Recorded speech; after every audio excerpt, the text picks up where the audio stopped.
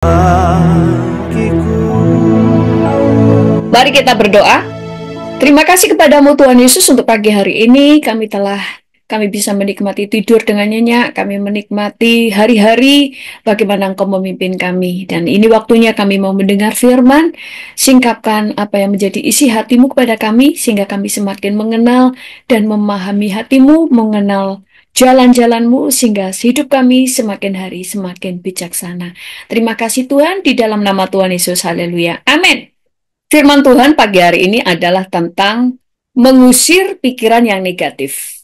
Saudara, iman kita itu dipengaruhi juga bagaimana pikiran kita diubah. Pikiran-pikiran yang negatif yang kita biarkan di dalam pikiran kita itu akan membunuh iman. Iman kita bertumbuh atau tidak itu juga dipengaruhi seberapa besar pikiran kita diperbaharui. Kalau cara pikir kita tidak mengalami pembaharuan pikiran, maka pikiran-pikiran yang lama dapat membunuh iman kita. Ingat bagaimana pada waktu bangsa Israel keluar dari Mesir, pikiran-pikiran yang lamalah yang membuat mereka itu tidak bisa bertumbuh di dalam iman.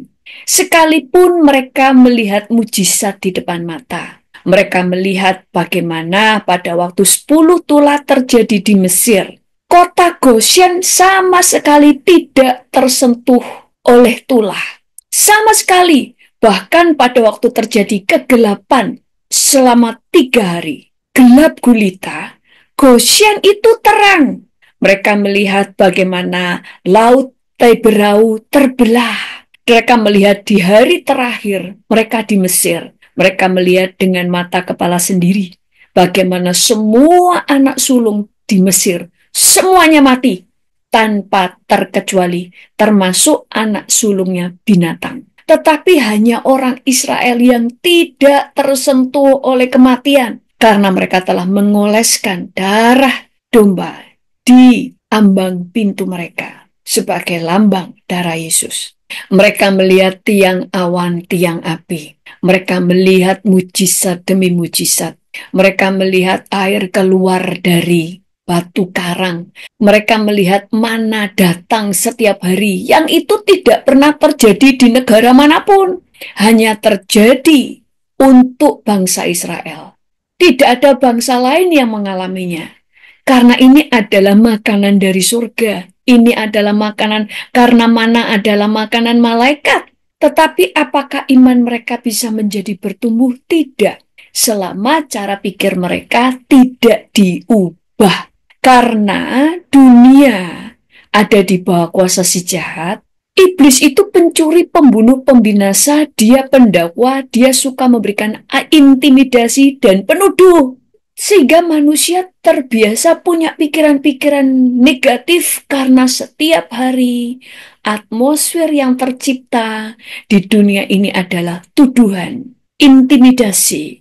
Sehingga manusia lebih cenderung punya pikiran negatif daripada yang positif. Penuh dengan pikiran-pikiran yang jahat, iri hati, persaingan, curiga. Karena semuanya itu telah tercipta di dunia ini.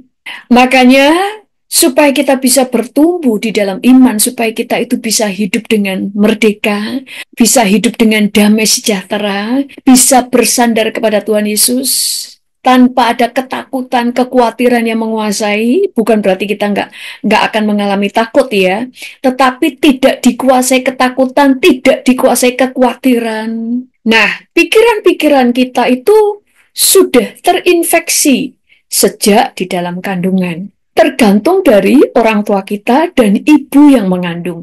Kalau pada waktu mengandung, seorang ibu penuh dengan ketakutan, dia penuh dengan kepahitan karena lingkungan yang mempengaruhi. Misalnya ada seorang ibu yang mengandung anaknya, waktu dalam keadaan mengandung, dia dihina suaminya, dia dihina mertuanya, dia diperlakukan tidak adil, sehingga perasaan pahit, kecewa itu masuk di dalam kandungan anaknya, atau waktu dia mengandung suaminya menolak anaknya, sehingga rasa tertolak itu sudah ada di dalam kandungan.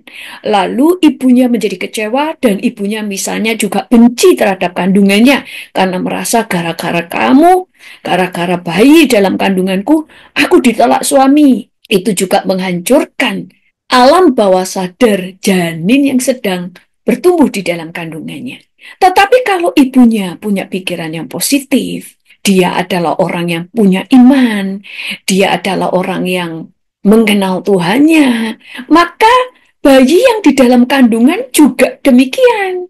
Tetapi setelah lahir, mereka juga akan mengalami pikirannya negatif yang dibangun di sekolahnya, dari pergaulan, dari televisi, dari media yang dia baca, dari apa yang dia lihat.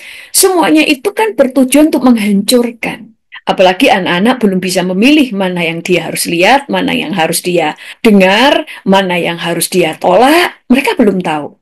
Makanya itu peran orang tua yang harus bisa mengajar, mendidik anak kita mana yang baik, mana yang tidak, mana yang boleh, mana yang tidak. Tetapi, nah, nah, di dalam kehidupan kita ada banyak pikiran-pikiran yang negatif yang kita harus keluarkan di dalam pikiran. Bagaimana cara mengeluarkannya? Yaitu dengan cara memasukkan informasi-informasi yang benar di dalam pikiran. Sehingga seperti kalau kita punya gelas air yang keruh, bagaimana mengeluarkannya? Selain kita tuang begitu saja, kalau hanya kita tuang, maka gelas yang kosong ini akan terisi lagi dengan air yang kotor. Kenapa? Karena mental dia belum sembuh. Contoh, lalat itu sukanya yang dia lihat dan dia cari memang kotoran. Sampah, dia suka. Tapi kalau lebah yang dia cari adalah bunga. Sehingga sekalipun ada sampah, matanya nggak tertuju pada sampah karena matanya itu tertuju mencari di mana ada bunga. Gelas itu pikiran kita. Kalau kita gambarin ya langsung dikeluarin aja. Dikeluarkan gimana pada waktu dikeluarkan, maka gelas ini akan mencari air yang kotor lagi karena mentalnya belum dirubah. Bagaimana caranya supaya gelas ini terisi dengan yang baik, dengan air yang jernih? Dia harus diisi terus dengan air yang jernih, maka lambat laun air yang kotor itu akan keluar dari gelas, kemudian diganti dengan air yang bersih, air yang baru. Sambil terus itu air itu yang baru, maka gelas ini akan terpengaruhi dengan air yang mengalir kepadanya. Lama-lama bukan hanya cara pikir dia, mental dia juga berubah. Kita akan melihat betapa berbahayanya pikiran yang penuh dengan pikiran-pikiran toksik atau pikiran negatif, kekecewaan, ketakutan, kekhawatiran. Itu sebabnya sesuai dengan visi dari pelayanan RIM ini, Renew Your Mind, di dalam Roma 12 ayat 2 dikatakan jangan kamu menjadi serupa dengan dunia ini, tetapi berubahlah oleh pembaruan budimu. Di dalam terjemahan bahasa Inggris dikatakan berubahlah oleh cara pikirmu.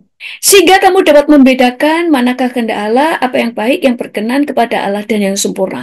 Saudara baru mengerti kehendak Allah yang baik, berkenan dan sempurna kalau cara pikirmu diubah. Kamu bisa berdoa dengan penuh kuasa kalau pikiranmu berubah karena kamu tahu mana yang harus kamu minta, mana yang tidak. Bukan tidak boleh meminta, tetapi kamu lebih dewasa. Kamu tahu apa yang harus kamu minta dan mana yang nggak perlu diminta. Kalau pikiranmu berubah, maka kamu itu mudah untuk punya iman. Karena kamu sekarang mulai memahami Tuhan. Engkau mulai bisa sefrekuensi dengan firman-Nya. Sehingga kamu bisa nyambung dengan firman. Saudara, ada banyak orang itu yang pikirannya bulat. Ternyata di Indonesia, cara pikir orang Indonesia ternyata kebanyakan atau mayoritas itu baru level 1. Karena ternyata cara pikir manusia itu ada 6 level.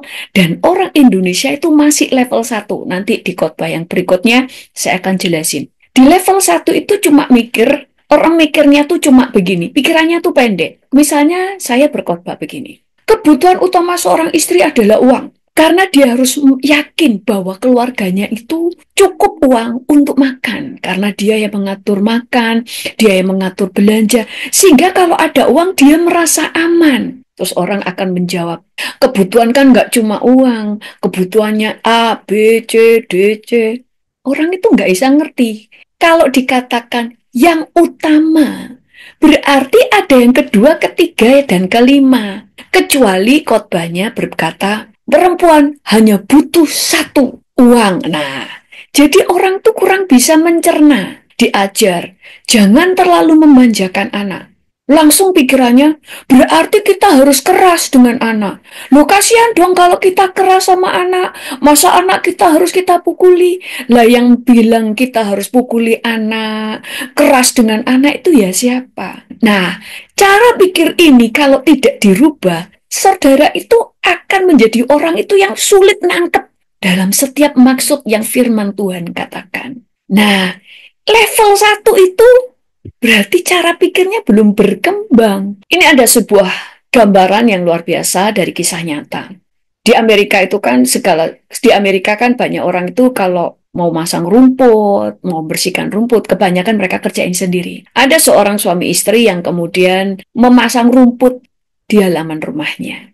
Nah, mereka butuh beberapa hari untuk menyelesaikan rumput itu supaya terpasang dengan sempurna, semuanya rata, mereka siram. Lalu kemudian setelah semuanya selesai, pada malam hari suaminya melihat ada tahi lalat di bahu istrinya. Biasanya nggak ada tahi lalat kok, sekarang ada tahi lalat, sehingga istrinya mengabaikannya. Tetapi setelah beberapa hari, untuk memastikan ini bukan apa-apa, dia bawa ke dokter. Setelah ke dokter, ternyata itu kutu, saudara, yang masuk di dalam kulitnya. Jadi dokter itu berkata, ini bukan tai lalat, ini kutu. Lalu kutu itu dicabut dari kulit, selesai. Tetapi setelah 2 tahun kemudian, wanita ini adalah orang yang berbakat, orang yang bersemangat, berenergi tinggi, sukses. Dia tidak pernah tidur siang. Tetapi kemudian setelah 2 tahun kejadian, dia mulai merasakan otot-ototnya menjadi nyeri. Dia ngerasa pegel-pegel di seluruh tubuhnya. Dia sulit untuk bangun dari tidur karena lemah badannya. Dia mulai tidak mengingat banyak hal. Jadi otaknya ini daya ingatnya mulai lambat, mulai lelet. Semakin lama semakin pikirannya banyak yang kabur. Dia susah mengingat segala sesuatu.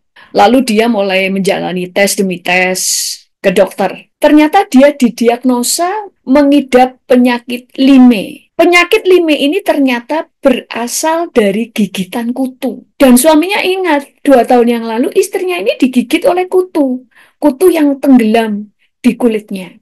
Ternyata gigitan kutu itu, kalau lebih dari 24 jam, maka kutu itu akan mengeluarkan racun, melepaskan infeksi ke dalam aliran darah manusia yang dia gigit. Sehingga parasit dari kutu itu menyerang organ dan sel. Makanya dia akan cepat lelah, daya ingatnya mulai terganggu, nyeri sendi, semakin lemah. Tetapi kalau kutu itu menggigit dan sebelum 24 jam sudah dicabut, diobati, itu tidak masalah. Nah, sama dengan cara pikir. Kadang pikiran negatif, kalau kita biarin, kita renungkan, itu akan meracuni pikiran kita dan berubah jadi mental. Makanya, saya sering kalau khotbah, saya tanya, ada nggak roh pelit? Semua bilang, ada. Nah, kalau kita usir roh pelitnya di dalam nama Yesus, keluar nggak? Kan nama Yesus berkuasa. Tapi setelah kita usir keluar, apakah orang-orang masih pelit? Atau langsung berubah jadi murah hati?